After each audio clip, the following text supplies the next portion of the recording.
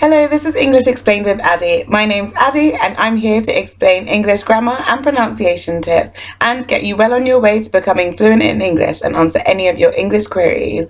This video is the second in the series of commonly confused words and I'm here to explain them, and in the next video we're going to do some extra questions and stuff to just check that you understand it all.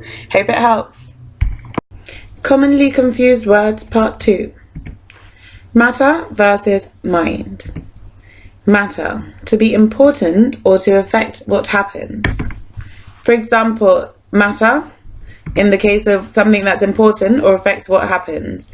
We were late, but it didn't seem to matter, meaning that we were late, but it didn't affect anything or it wasn't important. Does it matter if I don't finish my work? Is it important? Does it affect what happens if I don't finish my work? Does it matter if I leave early? Is it important? Does it affect anything if I leave early? Mind. We use mind in questions and in negatives. So if it's going to annoy or worry somebody if this thing occurs. Example.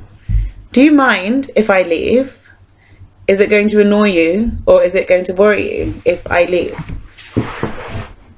So you have mind plus the object plus the ing verb. For example, do you mind me leaving?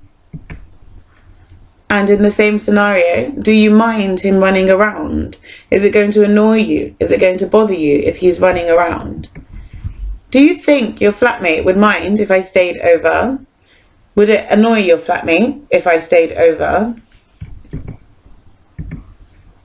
And in answer to that, you can say, I don't mind if it's not a problem for you, if it's not annoying to you. So that's the answer that you could give to that question. Do you mind if? I don't mind. Or, yes, I do, if you do mind. Prevent, to stop something from happening or someone from doing something. Label your uniform to prevent confusion. So in order to stop any confusion occurring, label your uniform to prevent confusion. I hope to prevent her from coming. So you prevent someone usually from something. Avoid, to prevent something from happening or to not allow yourself to do something or to stay away from something. So I'm going to give examples of both occurrences. Example of preventing something from happening or not allow yourself to do something. In order to lose weight, I avoid eating cake. So I don't allow myself to eat cake. I try to avoid driving on the weekends.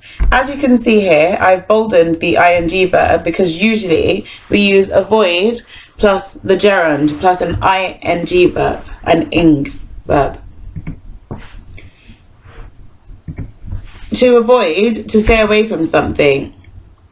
In order to lose weight, I avoid cake. Can you see the difference here between that and avoid eating cake? So you avoid the object or the subject. I try to avoid William. He is very annoying. So you have avoid plus the subject. Okay? To realize versus to notice. To realize is to understand a situation, sometimes suddenly. Example. They didn't realize how close the park was to the house.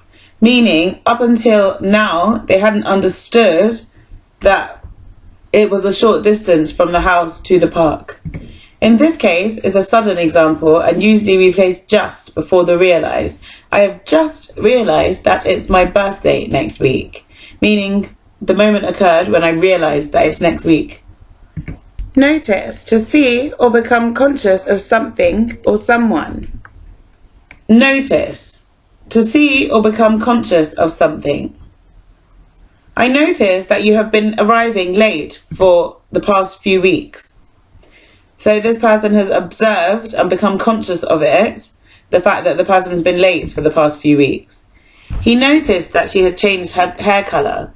So in the moment when he became conscious of the fact that the hair colour had been changed, she noticed that the man was watching her.